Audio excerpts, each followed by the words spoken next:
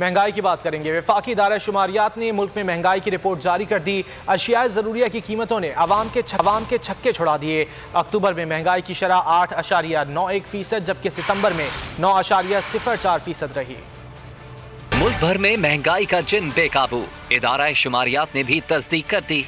Report के मुताबिक टमाटर से शहरी इलाकों के बासियों के चेहरों पर लाली छाई, लेकिन इसकी वजह कीमत में 48.36% इजाफा रहा। प्याज की कीमत में 39.07% इजाफे ने खरीदारों की आंखों से आंसू निकाल दिए। 26.62% कीमत में इजाफे से चिकन के साथ शहरियों के भी बाल और पर कुतर दिए।